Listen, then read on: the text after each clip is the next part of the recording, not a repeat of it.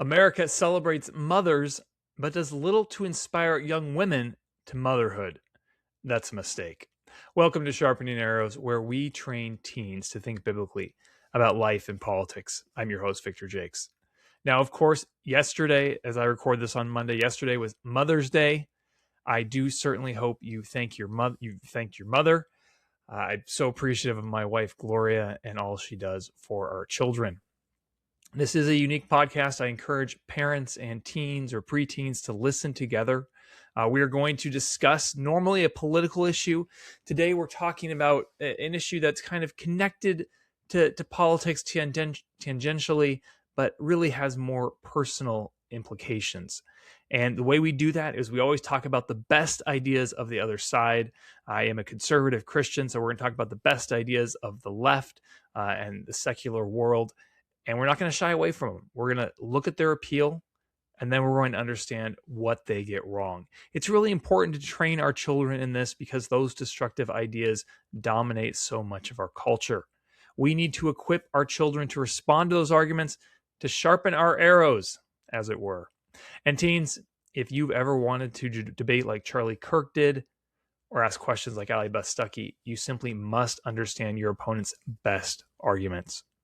And if you want to watch, we are on YouTube, youtube.com/@sharpening-arrows, youtube.com/@sharpening-arrows. I have done a very good job of keeping my children off of the podcast. I'm not sure the streak continues today. So if you want to see me embarrassed, youtube.com/@sharpening-arrows. And today we are going to talk about motherhood.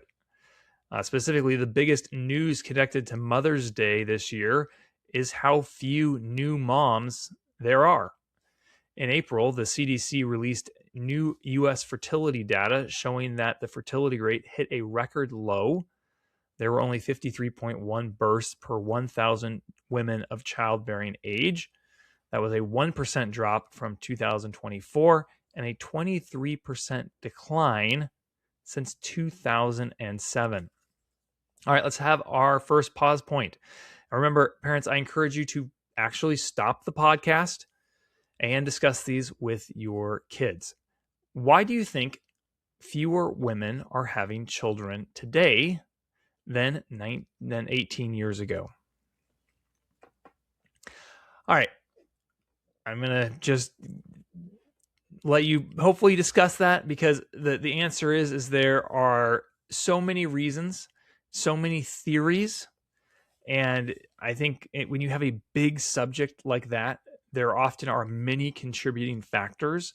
And so we are going to look at one of them, which is the message our culture sends to young women and young men about motherhood.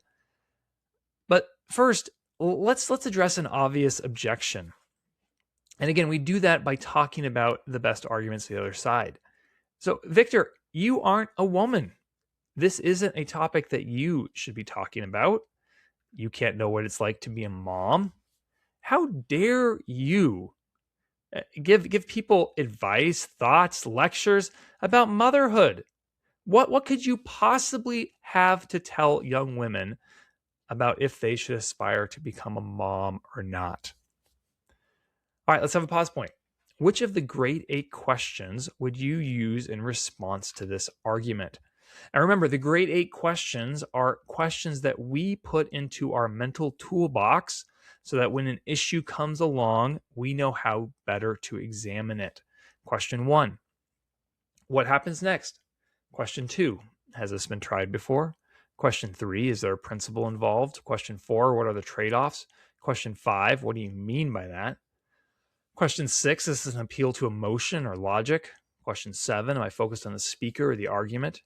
And question 8, what does the Bible say? First, let's look at what's appealing about this argument. And you'll come across versions of this argument on many different other issues. It could be something involving the military. It could be something involving education or police. And someone will basically say, well, you've never done X, therefore you can't have an opinion about it. And there is kind of an inherent appeal to this because it's true. I am not a woman. And since biological sex is something you observe instead of choose, I won't ever be a woman. I will never be a mother. If you go back to ancient times, there's this concept of ethos, pathos, and logos in terms of persuasion. And one part of persuasion is ethos, and a part of that can simply be demonstrating that you are worth listening to. And so we kind of have this idea that, well, if someone has a lot of experience with something, then they're worth listening to. Now, that's true. But there are also other reasons, other ways that you can be persuasive. Pathos, appeal to emotions, and the logos, appeal to reason. And that's why we have question 7 in the grade 8 is, am I focused on the speaker or the argument? Because here's the thing. You can find someone who meets that demographic criteria and they can say the same thing. And it's not going to be any more true or false than if I said it or if you said it. The argument is going to stand on its own. And so what people are doing with this argument is they're trying to exclude someone, not on the validity or invalidity of their argument, but because of who that person is. So let's have a pause point. What public policy issues would you not be able to debate or discuss under this standard? I want you to really think about that because it can be appealing to say, well, Victor, you're not a woman, you're not never going to be a mom. Why in the world are you talking about motherhood? Those things are true.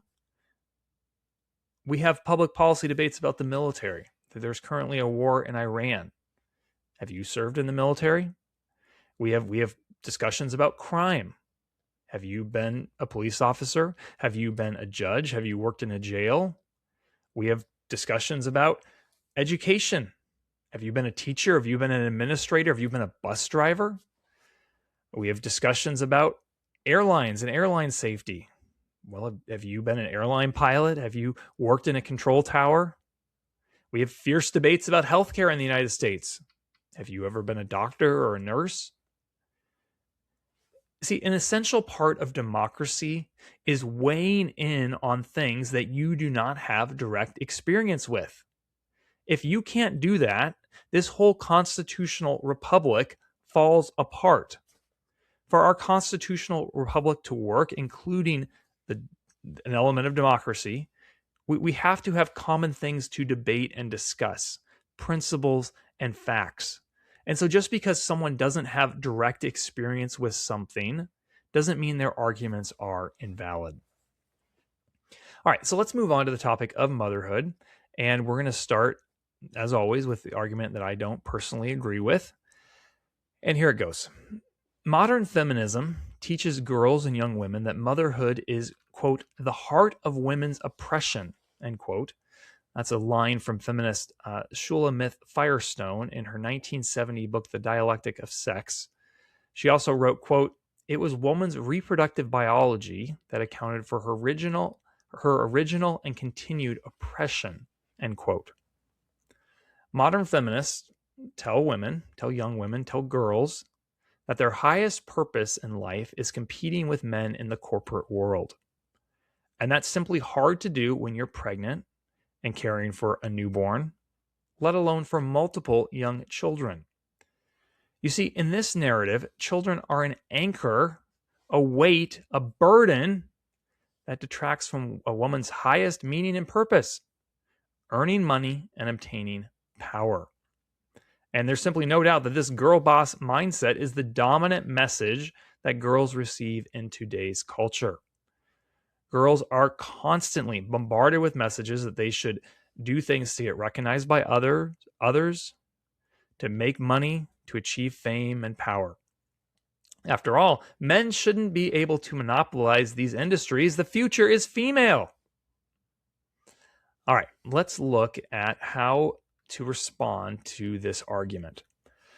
And I should have said this last time we talked about the grade 8, but there are always multiple ways to attack arguments. So just because I didn't pick the question or I don't have the approach that you thought of doesn't mean that you are wrong.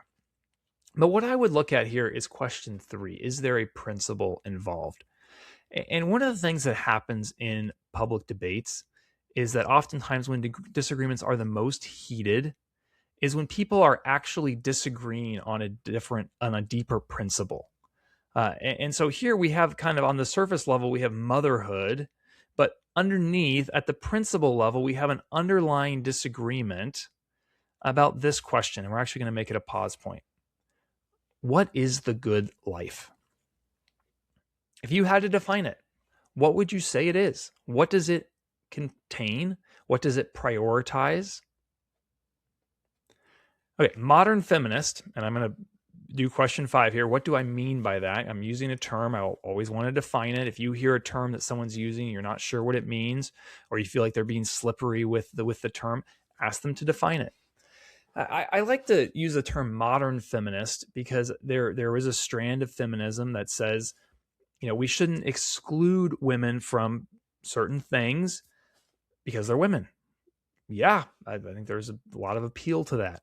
But and then they call this waves of feminism, but there are feminists who came later who didn't just want equal opportunity, but these modern feminists believe that men and women are fundamentally the same, and that any differences in outcomes between men and women are the result of an imposition by society.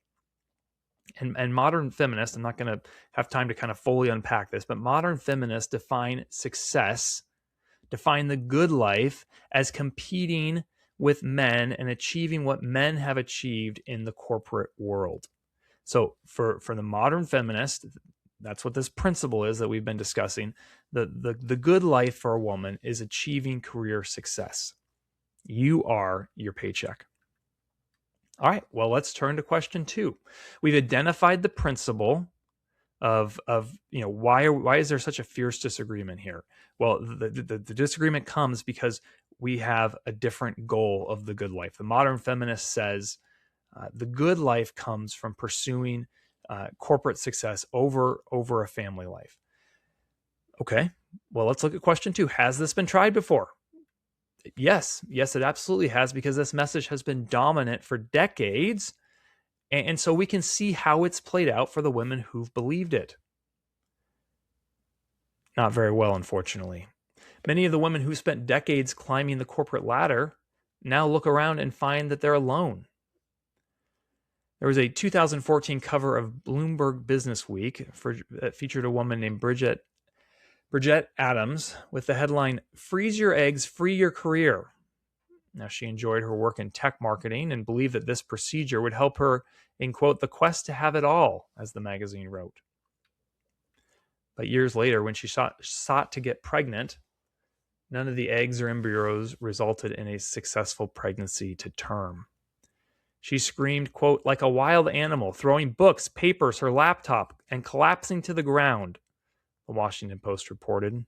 She described it as, quote, one of the worst days of my life, end quote. What an absolute tragedy. And sadly, she's not alone. Quote, at midlife, between a third and half of all successful career women in the United States do not have children. This is from Sylvia Ann Hewitt. She was writing in the Harvard Business Review all the way back in 2002. She continued, quote, the vast majority, in fact, yearn for children. But in the words of one senior manager, the typical high-achieving woman childless at midlife has not made a choice, but a, quote, creeping non-choice, end quote. And evidence shows that this still holds true today. I want you to think about what it reveals. Women who achieve great career success without children don't find themselves free of oppression, but with a longing unfulfilled. All right, so we can see that the path of the modern feminist leads to this longing unfulfilled. So what's the alternative answer to what is the good life? Well, if you're a Christian, it starts obviously with serving God. But whether you're a Christian or not, throughout the vast majority of human history, the good life would include a family. It would include a mom and dads. Young man, you're not excluded from this. The good life would include the joy of welcoming children into a home, the joy and the struggles of raising them, of providing for them by giving up the things that are pleasurable in the moment for a much greater delight in the long term. For the prospect of grandchildren one day, of continuing your family line as your parents and grandparents and great grandparents and great great great great great grandparents did before you. Now, career is certainly a part of this, especially for husbands who are providing for their families, but it shouldn't be the only part. Let's look at question 4 of the grade 8. What are the trade-offs? Look, there are lots of trade-offs in life. And if you prioritize career success over everything else, especially for women, if you prioritize your career when you're 25 versus over having children, you are going to have, more than likely, more career success at 30 and 35 than if you had prioritized having kids. But there is a trade-off there, because your paycheck won't give you a hug. Your boss isn't coming over to help you work through hard emotions. And your company will replace you. But your children will always need their mom and dad, even as their needs change over time. All right, before we continue, let me tell you about a terrific book, Memory Burn by J.T. Lindstrom. It's set in a dystopian future where AI definitely hasn't made things better. And hopefully not the world that AI will produce for our children and grandchildren someday. But Memory Burn follows the adventures of Elias Vane, a smuggler who takes on a no questions asked job that, no surprise, leads to a lot of questions and the uncomfortable truth that the AI is optimizing humans by erasing their memories. My kids, my 2 teenagers, really enjoyed this book. I really enjoyed this book. I stayed up late reading one night. I really try not to do that because now that I'm old, staying up late is really hard in the morning. But this book just grabbed me and I couldn't let it go. So if you're looking for a great book for teens, for parents, Memory Burn by J.T. Lindstrom. All right, so we're still kind of on this question of what is the good life, because remember, the debate is about motherhood, but the principle is really about what should we be aiming for. And we've kind of talked through the issue from just a purely secular perspective, just what has happened when women have aimed for career success and pushed aside the pursuit of family, and that hasn't ended well for them. But remember, question 8. What does the Bible say? We can just, if you believe in the Bible, we can just go get the answer. This is the nice thing. So if you're talking to someone who isn't a believer, we do have to see how biblical principles play out in life and show them the wisdom of biblical principles. But one of the great things about believing in the Bible is knowing that the God of the universe wrote a book and put his wisdom into the book for us. And so we can just go there and get the answer. Genesis 1:28-29. This is right after God created Adam and Eve. God blessed them and said to them, "Be fruitful and increase in number. Fill the earth and subdue it." All right, there it is. Should men and women, teenage boys, you're not getting out of this. Should you want to have children? Yes, it's a biblical command. The first biblical command is to go and have kids. And there's lots more, of course, of this throughout the Bible. But I will just highlight Psalms 127:3. Sons or children, depending on the translation, are a heritage from the Lord. The fruit of the womb is a reward. You see that? Children, yes, teenagers, that's you. You are a reward from the Lord. Now please act like it. All right. So the Bible gives us the answer. Follow God's design for marriage and have kids. Now we have to have a note here, okay? Because sometimes when we are way up in the sky and just looking at an issue from a big picture perspective, that's important, and it's important to do that. But it's also important to acknowledge that if you go into individuals, there are some hard things or some exceptions. The Bible clearly teaches that some people aren't called to marriage. Some people, even though they want to get married, aren't going to be married. Some people aren't blessed with the gift of a spouse. Some people who are married will struggle with infertility, and that is a very hard thing. And those things are all true, and we know that we can trust God's sovereignty in them. And yet we can still recognize that when we zoom out to the 30,000 foot level, children are really important, and there is great value in motherhood. All right, so let's get to a response from the other side. Okay, Victor. Sure, motherhood is good, is fine. It's a good choice.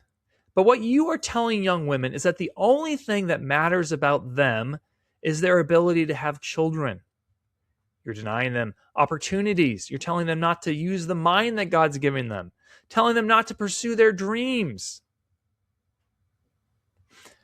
All right, so this type of argument, again, we'll dissect it specifically about this, but if you follow politics, you will hear this type of argument all of the time. And what it is it's a false dichotomy. Dichotomy is just a big fancy word for meaning two choices. And so what this person is saying, or what this argument is saying, is that, either we have the belief that the only thing that matters about women is their ability to get married and have kids, or the alternative is that they go and they prioritize their career. Two choices. You have to choose one or the other. And because it's crazy to say that the only thing valuable about women is their ability to produce children, then we have to go with the option of prioritizing the career. About 3 hours away from where I live in Las Vegas, there is a national park called Zion National Park. And one of the most famous hikes in Zion National Park is called Angel's Landing. And you climb up Walter's Wiggles. You climb up, I don't know if it's 1,500 feet in the span of a mile and a half maybe. And then you get to this part where it's very narrow. It's about three feet. And on either side, there's a drop-off of, again, I don't remember, 1,000, 1,500 feet. If you go too far to the left, you die. If you go too far to the right, you die. What you need to do is you need to go stick right to the middle. And oftentimes you'll see this is that, people will say, well, you don't want to go too far off to the right, so you have to go all the way to the left. No, there's actually a middle ground. And if you go too far in either direction, you're going to have problems. What you need to understand is that for most women, becoming a mother is a source of meaning and joy that a corporate career could never match. And it is cruelty to hide this reality from young women. That doesn't mean that the only thing that women should focus on is becoming a mother. But it does mean that it's important, and that it's something that they will value and something that they will want. And that a 15-year-old who's never been 35 should be helped by society, should be helped by the wisdom of millennia, and help steer them in that direction. That doesn't mean forced. It doesn't mean required. But it's also of benefit to someone who doesn't choose that route, because they know full well what they're giving up. All right, there's a more nuanced version of this argument. Okay, well, motherhood is important. Sure, absolutely, Victor. But there's an order to these things. All right, you need to go to college. You need to establish your career. You need to get married. You need to have a house. And then you need to have kids. All right, the order is so important. Okay, that can work. That absolutely can work. If you look at my wife and I, that was actually what ended up happening for us, although we had a miscarriage in there. So that can work, but it can also fail. This is from Brad Wilcox with the Institute for Family Studies. An analysis of retrospective demographic data by Grant Bailey at IFS found that women who are middle-aged today and reach 30 without starting a family did indeed have only a 52% chance of having children. And so there's a real danger here of thinking, oh, I've got to hit all these gates before I can even think about getting married. And once we're married, we could even think about having kids. Biology is a real thing, and there are real biological realities. And if a woman reaches 30 without having kids, there's a 50% chance she's not going to have children. And this is a little bit of a tangent, but your kids do not need the best to be happy. They don't need the biggest house. They don't. They need a loving mom and dad. All right, this is from Lisa Brighton, also writing it for Institute for Family Studies. Just with a little reality check on timing here. Fertility plummets after 30, miscarriage risks rise, and the emotional toll of fertility treatments or the quiet mourning of never held babies is devastating. I've watched friends weep after being told it was too late. I've seen successful women trade relationships for promotions only to realize the promotion couldn't fill the ache. The have it all gospel didn't liberate us. It left a generation grieving the children we were told we could defer. All right, so let's have a pause point. Is that argument more true because it came from a woman? I want to go back to the beginning of the podcast where we talked about, someone could say, well, Victor, you shouldn't be talking about this because you're not a woman. Well, look, we have a woman saying the same argument that I've just made. Did that make the argument more true? No, it didn't, because the truth of the argument was the truth of the argument, regardless of who the messenger was. All right, let's have a final pause point here. Young men, what is the message for you in this podcast? Now, I've talked about motherhood, and obviously that is specifically aimed at the young women in the audience. But men, you have a very important role, because the young women who God made to be mothers, to desire that, obviously in some cases, it's for a variety of reasons that won't happen, but generally speaking, that is true. Those women need good Christian husbands. Those women need to marry a man who loves the Lord. And so you, right now, need to be prioritizing spending time with God. You need to be building good habits. Here is a really basic good habit if you want to be a good husband and a good dad. Work hard. I don't know how to tell you this any easy way. Life is full of work. Getting married, having kids does not take the workload down. It increases the workload. And if you want to have lots of kids, guess what? You're going to need to be doing work. You're going to need to be doing work to provide financially. You're going to need to be working to help around the house, to build things, to fix things, to do the dishes. And those things are a lot easier to do if you've spent your youth building up a habit of doing them quickly, doing them well, and doing them with a good attitude. Another thing, young men, always be honest. There is nothing that is going to destroy a relationship more than being dishonest. Form that habit now. I would encourage you to be around younger children. Guess what? They look up to you. They'll enjoy it. And you'll enjoy it too. And perhaps most of all, view your career as a means to an ends, not the be-all, end-all. If you enjoyed this podcast, please subscribe on YouTube or leave us a 5-star review on your podcast app.